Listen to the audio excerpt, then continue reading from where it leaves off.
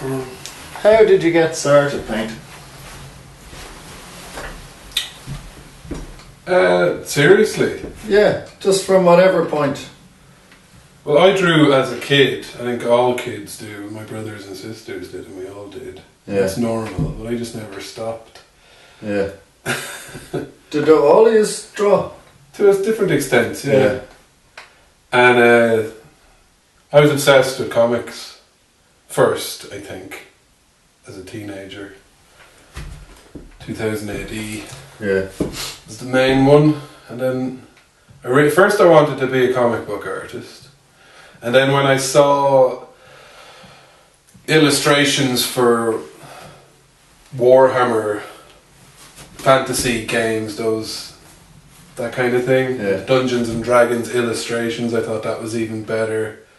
So then that's what I wanted to do, and there was a certain kind of paintingness to a lot of those pictures. Definitely. I used oils and acrylics. I wonder about, Yeah.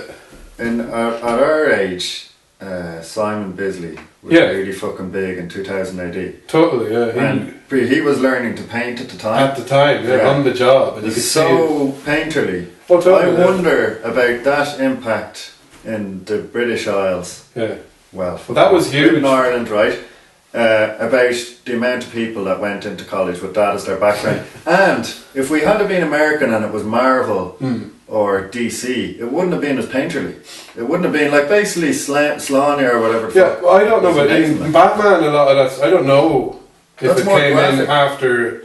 Yeah, after that Bisley. there was like Arkham Asylum is incredibly painterly and even avant-garde. Yeah, sure, yeah. And I had a poster of that on my wall at the time. That's true, It's really, using really fine art techniques. This guy Dave McKean. But there's something in the Bisley stuff it's so painterly. I know, because I know what you're talking about. About Arkham Asylum is amazing, but that's like it's advanced. It's like put up and a stuff. bit more static as well. Yeah, it's more sparse, more sophisticated in a way. Sophisticated, yeah, but I actually preferred the less sophisticated but really full-blooded Simon Bisley. But anyway, and then after I saw that, then I saw Van Gogh and Francis Bacon.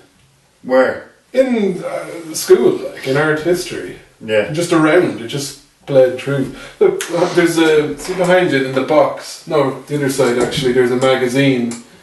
No, this one here. Yeah. Great artists. Marshall Cavendish. That's Michelangelo. I remember that. And I started buying them along with my 2000 ADs in the newsagents, and along with doing Leave Insert and everything and stuff like that, and then Van Gogh. And I said, right, that's even better. It was just about picture making, and I was like, there's levels of it. So first comics, that's brilliant. Brilliant pictures, basically. The Slayer album cover. Yeah. And this is one of the reasons why I've been doing this recently. It's just the sheer joy of going back to that. We haven't learned a set of skills, so now I feel more able to do it. So it's just much more of a pleasure. So you get to the Leave and Search, you're going to your school. Are you entertaining doing any other course? Briefly in NCAD, I entertained the idea of doing graphic design. No, but what I'm any saying other... is you're facing your final year exams in college. Or in school. In school, rather. Yeah. And you're thinking, I'm going to go on to art college. Yeah. Yeah. And you've never entertained... No. You didn't think... Like, I had computer science. Yeah, I was maybe going to do it, like. Really? And I did Ballyfermot for a year. But, and who sent you to Ballyfermot? Like, who pointed you in that direction? I just knew it was out there. I don't remember anyone saying. It was just people... It's word of mouth amongst your peers. Yeah. But you know you can do this, you can do that. Yeah. And I said, well, the art teacher in school probably as well. But it was just general And knowledge. you didn't even make an application for NCD, did you? I did, in Leavensor here, and got on the waiting list. Alright. And so that was good, I suppose, something. But to go to Ballyfermot was great, because you did it yourself, so... Yeah. The transition, from one to the other. I'd highly recommend it, I would. Absolutely, yeah. So you get to Ballyfermot.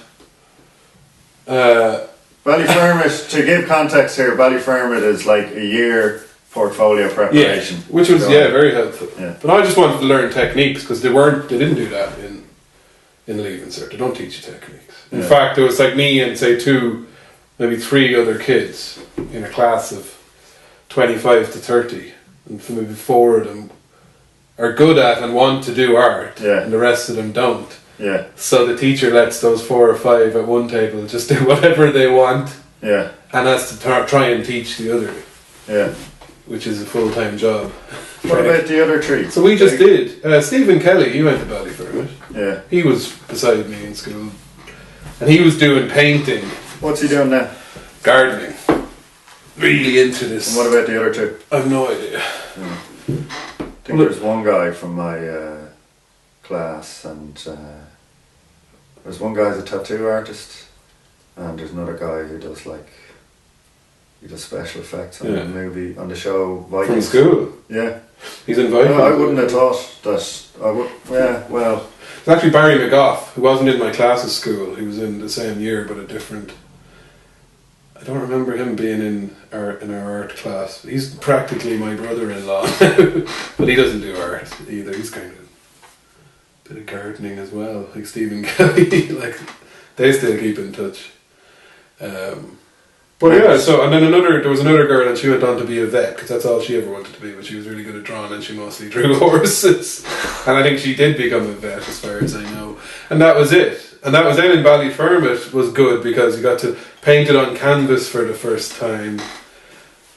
And I just drew mostly it was all about drawing, pencils and ink, and like really comic book influenced stuff, really heavy metal album cover, all that teenage boy stuff. My art teacher used to go mad, like all he does is skulls and stuff like that, which is fair enough. And I did all the exercises, all this curriculum stuff that was required, and whatever. And then in Ballyfermot as well, kind of in my own way continued in that. I remember in life drawing class. Remember your one, Laura Venables, yeah. And she'd be like, there was one day where she was like, right, we're going to pick a word, pick a word maybe off the top of your heads, write it on the top of your paper, your sheet, and try and do a picture with that in mind. Try and do your next piece with that The next piece of life drawing. The next thing we're going to do, we'll do a long drawing, really long, those really long ones. Keep this in your subconscious. Keep this concept in mind. Pull something out of the ether and write it on your. So I wrote the word ignorance. Yeah. Just popped into me, and wrote that, and then like she said at the end of the drawing, she picked mine up as exemplary or whatever. Yeah. She said Brian Hannigan, as usual, chose to ignore everything I said and just went and did. And I was like, yeah. So she said, as if she said, you clever. So she was saying ignorance was like you're going to ignore this. I'm just going to ignore what you say and do another drawing that I want to do. But she did. But she respected the kind of cleverness. But it wasn't intentional. No. Yeah. But so I kind of. Yeah. So she thought you were working on 2 levels. She thought it was very deliberate, and she thought it was good. And you saw, I was like, you saw that you could get away with that shit in art, so you went, this is exactly. That chair is kind of creaky. You swap. And of course, I was campus hero for the rest of the afternoon. Not the way I remember it.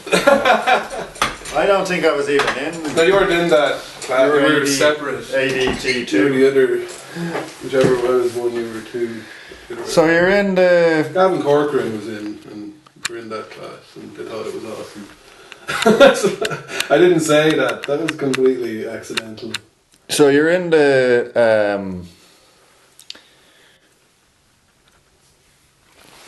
You're in Ballyfermot and you do the year preparation. You're loving it, or are you? Mostly, yeah. It was really great to. A lot of it was hard work, in fairness. All the exercises that they do, which I suppose stands to it, but it is very tedious. Day in, day out, it becomes chore-ish and whatever. All this, all the old-fashioned still life. And are you thinking I'm going to go exercises and everything like that? And all I wanted to do. Where did you want to go from there to our college? NCAD. Yeah, but did you not briefly? Well, for a while, people were always saying that Mountjoy Square was the place to go to or did people so that was cool.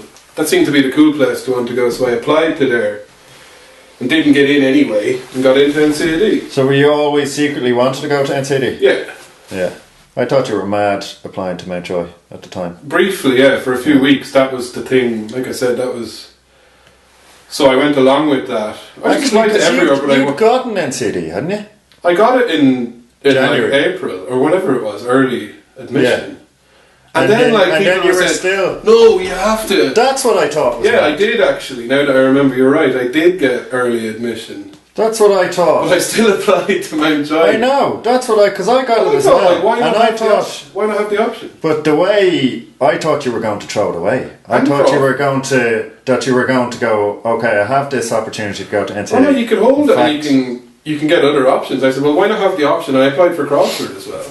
Yeah, but at the time, I think you were talking about going to Mountjoy, even though you'd gotten NCAD, which I thought was nuts. Because, and I thought at the time, is he just going there because Gav and James are going to go there? Like? Yeah, I think so. And in retrospect, that might have been a totally legitimate reason to go there. No, but then once I went over and had a look at the place, I didn't want to go because there was nothing there. Yeah, it was.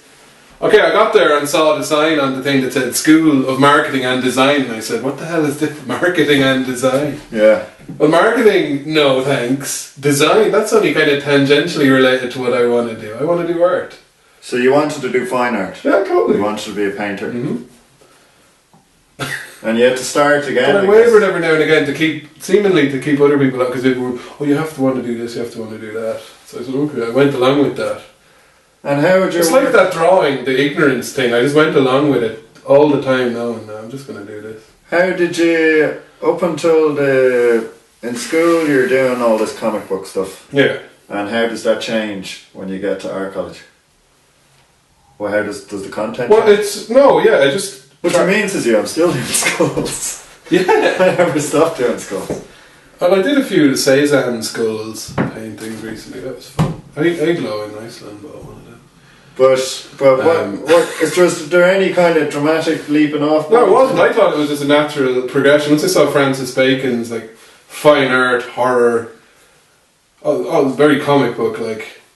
See, by the time I remember, there was this Judge Dredd cover that was done in the style of The Screaming Pope. Yeah, by Bacon, and that's the first time I saw it. So when I saw the Bacon version, I was like, "Oh wow!" Yeah. So for me, that was the. So when you get to art college, you didn't want to admit that. In it, you have these exercises to do. But there was no exercise. Well, core year, like was a repetition of Ballyfermot, more or less. Yeah. It was essentially we went through. But let's forget about what I know. If you imagine you're describing to somebody who just didn't know. Yeah. You about art or art college or painting or anything. When you get to your teacher in secondary school is letting you do whatever you want. Yeah. When you get to art college, they're encouraging you to look at paintings. Yeah, no, they're kind of letting you do whatever you want as well. But when I wanted more guidance. I wanted more hands-on. Like, right, I've got here now. Teach me how to do that stuff. What's that stuff? Oil painting. Yeah. I always thought that you get to a place where they teach you how to do this. Yeah.